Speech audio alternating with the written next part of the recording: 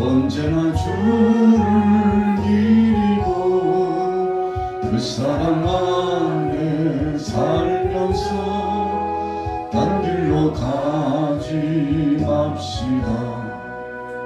이 세상 사는 동안에 주 이름 전파하면서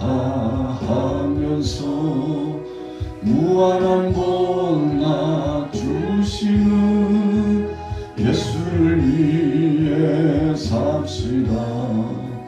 날마다 주를 섬기며 언제나 주를 기리고 그 사랑 안에 살면서 딴 길로 가지 맙시다.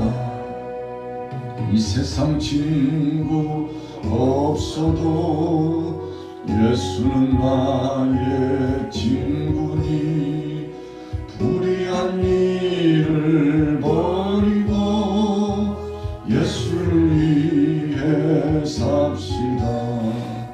날마다 주를 섬기며 언제나 주를 기리고 그 사랑 안에 살면서 딴 길로 가지 맙시다.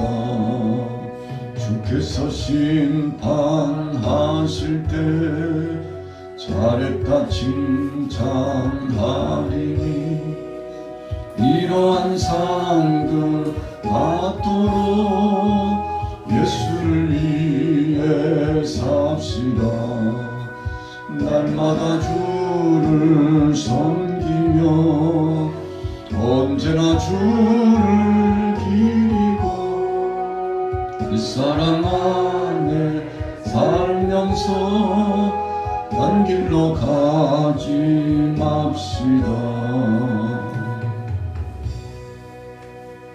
하셨으므로 그가 이스라엘 자손을 그 나라에서 보내지 아니하였더라. 아멘. 오늘 아침에 11장 말씀은 경고에 대한 말씀입니다. 흑암의 역사 중에 빛의 광명한 역사가 있었던 이야기에 대한 아주 중대한 말씀이 오늘 본문 말씀에 나타나 있습니다. 한밤중에 일어난 사건, 한밤중에 일어났던 놀라운 기적의 역사. 오늘 11장 말씀은 여러 가지 부주제를 가지고 있습니다.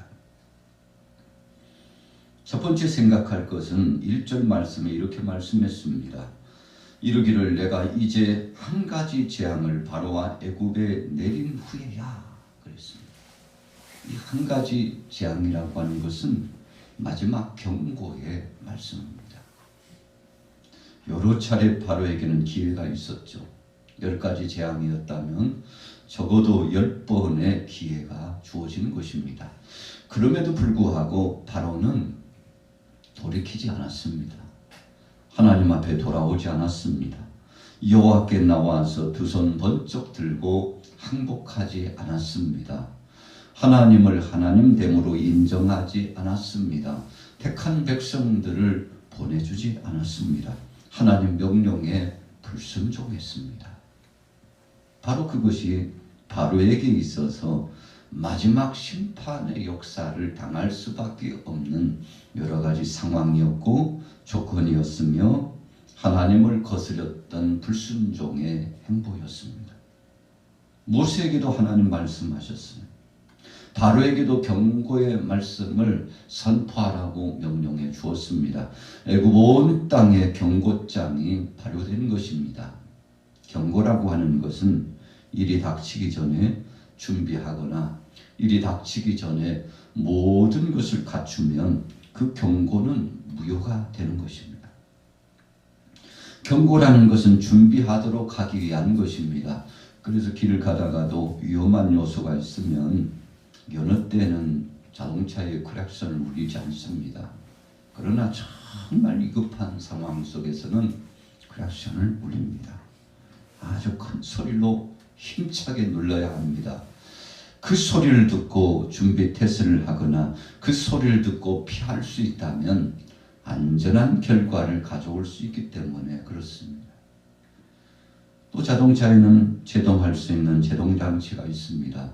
잘 나가게 하는 엑셀도 있지만 가속 페달도 있지만 순식간에 정지하여 안전을 이루고 상대도 안전하고 나도 안전하고 차도 온전하고 그래서 달릴 수 있는 가속 페달도 있지만 그러나 멈출 수 있는 브레이크 장치도 함께 있는 것입니다. 그래서 이 두 가지는 매우 중요합니다. 경고라고 하는 것은 멈춰야 될 때 멈추는 것입니다. 우리 인체에도 신호가 보내집니다. 음식을 어느 정도 먹으면 더 이상 먹지 말라고 포만감이 오기도 하고 뇌파의 전달을 통해서 지시가 내려집니다. 그러면 손이 움직이질 않아요. 더 이상 숟가락을 움직여서는 안 됩니다. 입을 열어서 음식을 섭취해서는 안 됩니다. 경고거든요. 그럼에도 불구하고 욕심껏 그 욕심이 지나쳐가지고 음식을 먹으면 탈이 나죠. 토하거나 아니면 탈이 나가지고 고통스러운 순간을 지나게 됩니다. 오늘 하나님께서 경고하셨습니다. 한 가지 재앙을 바로와 애굽에게 내린 후에야 그가 너희를 여기서 내보내리라. 여러분 그만큼 강팍하게 될 바로에 대한 모습을 하나님께서 말씀해 주셨던 것입니다. 자, 두 번째 생각할 것은 준비하라는 것입니다. 우리가 이제 하나님께서 택한 백성들을 보내실 때 해방시키고자 하실 때 여러 가지 준비시켰던 것들이 있었습니다. 물론 애굽에서 노예살이를 할 때 하나님께서 기도할 수 있는 시간을 갖게 하셨습니다. 울부짖게 만드셨어요. 그냥 기도가 아닙니다. 눈물을 흘리면서 울부짖었습니다. 하나님 도와주세요. 하나님 살려주세요. 하나님 회복해 주옵소서. 우리 조상에게 약속하셨던 그대로 이루어 주셔야 되는 거 아니겠습니까? 이러다가 애굽 땅에서 다 죽겠습니다.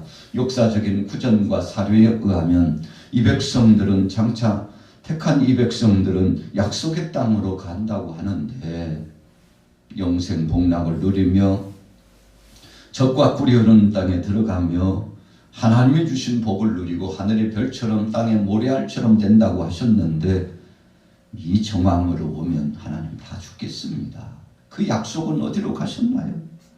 하나님 우리가 살 수 있는 길은 있기나 하는 것입니까? 뭐 이런저런 불평하고 악평하는 사람들도 있을 것이요. 또 다른 이면에서는 하나님 앞에 회개하고 자백하며 기도하는 사람들도 있었습니다. 기도하는 시간을 갖게 하셨습니다. 그리고는 속에 있는 모든 쓴뿌리들을 다 씻어내게 하셨죠. 언제 씻어냈습니까? 애굽 땅에 환란이 왔을 때 10가지 재앙이 지나면서 택한 백성 이스라엘 백성들에게 있어서는 갖가지 온갖 우상 숭배와 쓴뿌리들이 다 빠져나가기 시작했습니다. 왜 그런가 하면요, 그건 믿을 만한 대상이 아니라는 것을 철저하게 깨달았어요. 바로와 애굽 사람들만 항복한 것이 아닙니다. 사랑하는 택한 백성들도 이 이적의 역사, 기적의 역사를 보면서 살아계신 하나님, 여호와 하나님, 그분만이 우리의 하나님, 우리의 생사와 복을 주관하시는 하나님, 400여 년 동안 복을 주셨던 하나님, 앞으로도 책임져 주실 그 전능하신 하나님. 여러분, 그래서 10가지 재앙은 애굽에 있는 우상 숭배 역사를 치시기도 하셨지만 사랑하는 택한 백성들로 하여금 보게 하셨습니다. 우리가 지난 시간 10장에서는 교육시키려고 하나님께서 후세대들에게 교육을 시키고 알게 해 주시려고 보여주셨다고 했습니다. 여러분, 그래서 톡톡한 훈련을 받고 교육의 시간이 지났습니다. 사실 따지고 보면 사랑하는 택한 백성들에게는 아무런 위해도 가지 않았습니다. 철저하게 구별하셨죠. 흑암의 역사가 드리워졌을 때에도 고센 땅, 약속의 땅, 하나님이 정해놓으신 구역의 그 땅, 그 구역에는 얼마나 감격스러운지 하나님께서 흑암을 물리쳐 주시고 거기는 평화로운 땅이 되게 해주셨죠. 참 놀라운 것들을 경험했습니다. 이런 한 단계 한 단계를 경험하면서 하나님의 은혜를 체험했는데 이제는 떠날 준비를 하라는 것입니다. 은금과 폐물을 준비하고 하나님 앞에 영광 돌리며 이제는 새로운 삶을 전환할 준비를 하라고 했는데, 여러분, 하나님이 준비시킨 것은 그 어느 것 하나도 쓸모없는 것이 없었죠. 다 필요하니까 준비하라고 하셨던 것입니다. 그래서 저들이 준비했던 은금과 여러 가지 각종 폐물은 이제 광야에서 성막을 짓고 하나님 앞에 예배하는 성스러운 성기구들을 준비하는데, 성물을 준비하는 데 쓰였고요. 남은 것은 저들이 누리는 데 쓰였고, 하나님 앞에도 올려드리고 자신들도 누리는데 참 적재적소에 필요한 곳에 잘 활용을 했습니다. 그래서 오늘 2절 3절에 보면 같이 한번 읽어보겠습니다.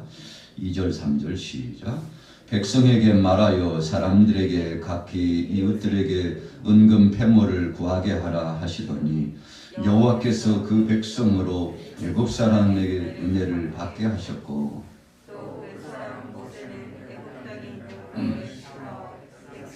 눈에 아주 위대하게 보였더라.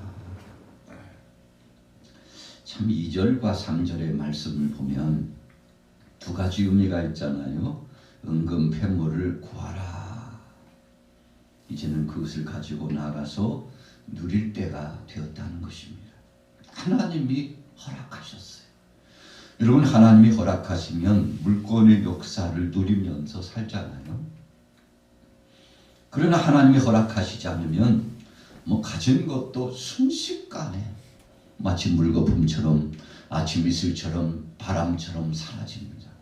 우리가 우리 주변에서도 보면 어떤 사람들은 그렇게 누리면서 살다가도 한순간에 다 사라지는, 여러분, 참 안타까운 상황들을 보게 됩니다만 물질의 주인이 내가 아니고 우리가 아니라 하나님이시라는 증거입니다. 그런데 택한 백성들에게 준비하라는 겁니다. 이제는 가지고 갈 때가 되었다는 것입니다. 여러분, 하나님이 허락해 주셨는데 누가 막을 수 있겠습니까? 하나님이 물권의 문을 열어주셨는데 누가 방해하고 빼앗아갈 수 있겠습니까? 철저하게 하나님이 문을 열어주셨어요. 애굽 사람들을 감동시켰습니다. 여러분, 오늘날에도요, 현금을 가지고 금은 여러 가지 폐물들을 준비하려면 어찌 보면요, 그냥 자유롭게 할 수도 있지만 또 다른 의미로 보면 다 이 허가를 받는, 그래서 이 수락을 받는 과정들을 통과하게 되는 것을 볼 수 있습니다. 불법적으로 소지한다는 것은 불안해요. 초조합니다. 여러분, 그러나 합법적으로 그것을 준비하고 갖추면 당당합니다. 그러니까 오늘 2절의 말씀, 3절의 말씀은 하나님께서 합법적으로 갖추게 하시는 것입니다. 여러분, 그래서 세상 사람들이 참 뭐나 좀 하려면 얼마나 불안한지, 요즘 대선에 나온 사람들이 참 탈탈 털린다라는 표현을 씁니다만, 지나간 세월 동안에 살았던 것, 그 당시 그때는 당연한 것이고 다들 이해할 수 있는 것이라고 생각했지만, 그런데요, 사람들의 이목이 집중되고 놀림거리가 되고 지적거리가 되고, 그래서 이런저런 일들에 대해서 항변하는 목소리들이 가득 차지 않습니까? 왜 그렇습니까? 불법적이었다는 것입니다. 정직하지 못했다는 것입니다. 하나님 보실 때에도 또 사람들이 볼 때에도 이것은 용납할 수 있는 수위를 넘었다는 것입니다. 당당하지 못해요. 여러분, 우리 신앙인들도 믿음 생활할 때 당당한 자가 되면 기도 응답이 빠릅니다. 하나님이요, 당당한 사람에게 응답하십니다. 그러나 거리낌이 있으면 기도도 잘 안 돼요. 기도를 하기는 하는데 목소리를 높일 수 없어요. 하나님 앞에 호소하여 청원할 수 없습니다. 왜 그렇습니까? 신앙의 양심에 거리낌이 있고 걸림돌이 되고 성령께서 단식하시면서 기도를 용납하시지 않기 때문에 그렇습니다. 여러분, 그래서 기도는 우리의 삶의 모습의 열매와 같은 것입니다. 내가 살아온 대로 하나님 앞에서 철저하게 회개하고 자백하며 나 자신의 죄악의 문제를 다 씻어내고 나면 얼마나 속까지 후련한지 몰라요. 여러분, 그래서 신앙생활은 당당함입니다. 우리가 의롭고 잘났다는 의미가 아닙니다. 하나님 앞에서 내 죄악의 역사를 눈꽃만큼 있는 죄악까지도 다 씻어내고 나면 그때 바로 회개의 영이 임한 이후에 마음의 평강이 임하고 회복이 나타나요. 여러분, 그래서 마음이 편하면요 다 잘 되게 되어 있습니다. 여러분, 잘 된다는 표현은 마음의 평강을 통하여서 내 속에 천국이 이루어지는 것이 시작입니다.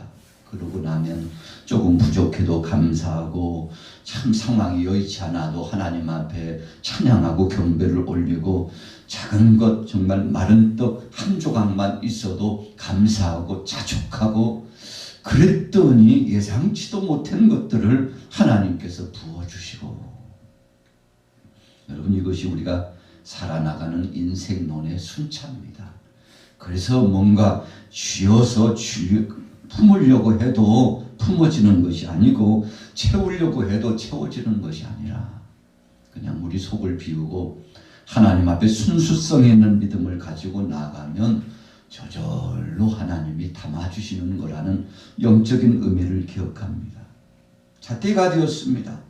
무슨 때가 되었나요? 3절에 보면 하나님께서 오죽했으면요, 어여삐 보셨으면, 귀하게 보셨으면 어떻게 해주었나요? 3절 후미에 보면 그 사람 모세는 애굽 땅에 있는 바로의 신하와 백성의 눈에 아주 위대하게 보였더라.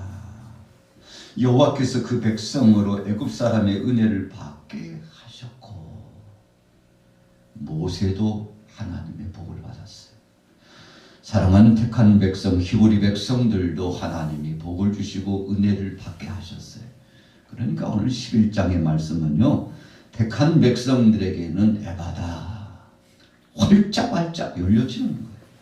그렇게 다치고 공공하고 피곤하고 마음에 부담감이 오고 감당할 수 없었던 일들이 언제 그랬느냐는 듯이 술술술술 풀려지고 회복되기 시작하는데 여러분, 이것을 우리가 형통이라고 표현하는 겁니다. 형통이라는 것은 내가 가지고 싶다고 해서 이루고 싶다고 해서 이루어지는 것이 아니라 그냥 주님 앞에 믿음을 가지고 나갔는데 마음 비우고 갔는데 하나님이 이 모양 저 모양 저 모양 이 모양 다 채워주시고 수락해 주셔서 물이 높은 곳에서 낮은 곳으로 흐르는 것처럼 하나님께서 일일이 간섭하시고 채워주셨다는 것입니다.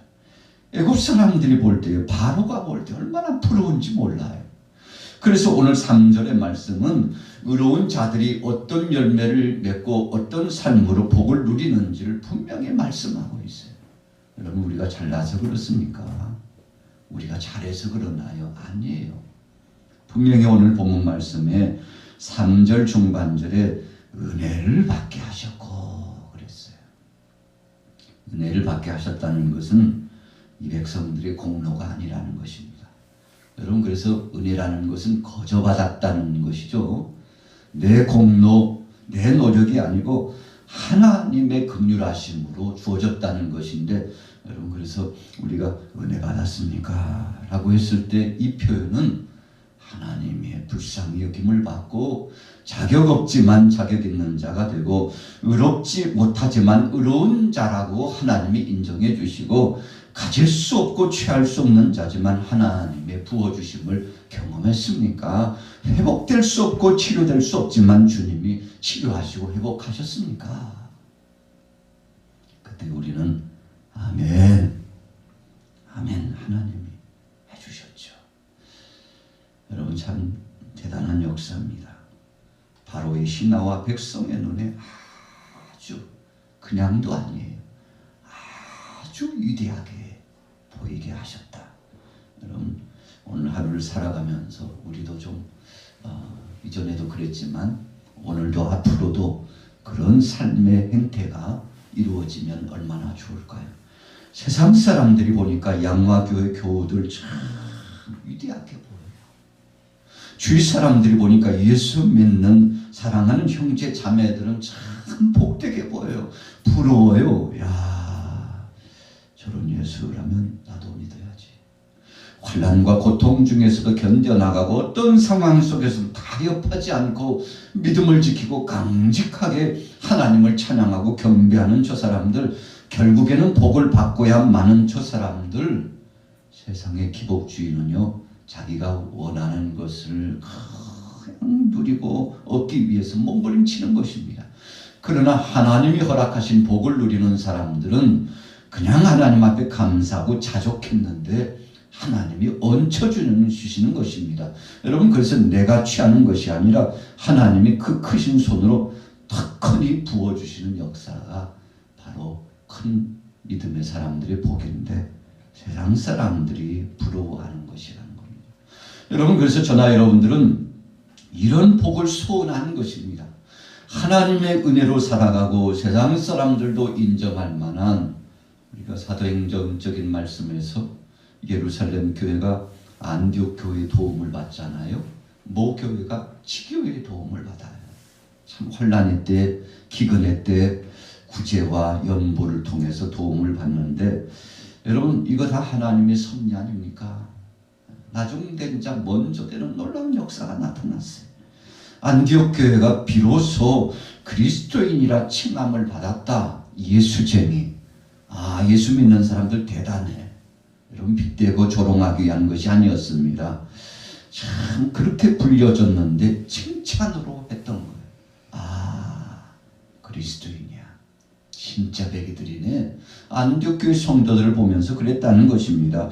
오늘 저와 여러분들은 4절에 한밤중에 일어난 사건, 그런데 믿음의 사람에게 있어서는 정말 감격스러운 저녁입니다.